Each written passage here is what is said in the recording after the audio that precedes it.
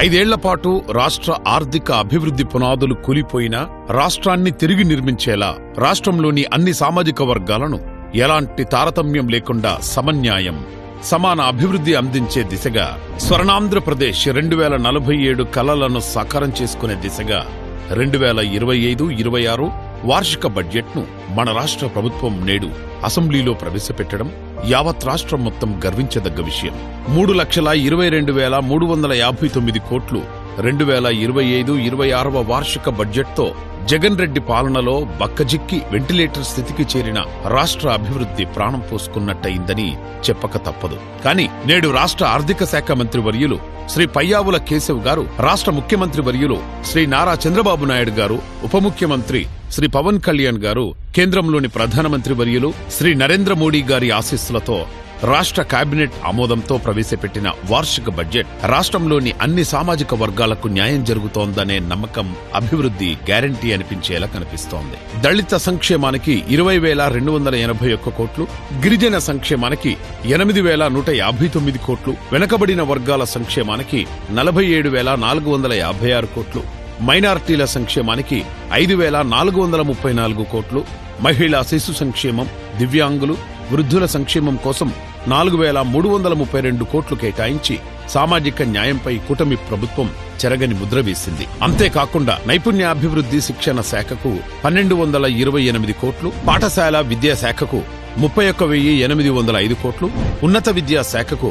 2,506 కోట్లు కేటాయించి రాష్ట్రంలోని విద్యార్థులకు, యువతకు అవసరమైన విద్య, నైపుణ్య శిక్షణ అందించేందుకు ప్రభుత్వం చూపించే ప్రత్యేక శ్రద్ధను స్పష్టంగా అర్థం చేసుకోవచ్చు. వైద్య ఆరోగ్య కుటుంబ సంక్షేమానికి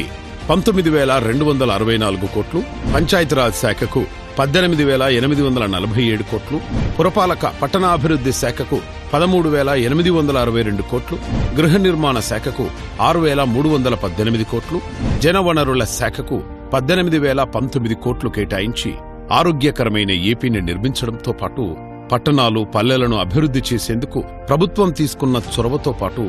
గత 5 ఏళ్లలో మూలనబడ్డ గృహ నిర్మాణం, జనవనరుల శాఖ ప్రాజెక్టులను పరుగులు పెట్టించేందుకు కూటమి ప్రభుత్వం తయారు చేసుకున్న ప్రణాళికకు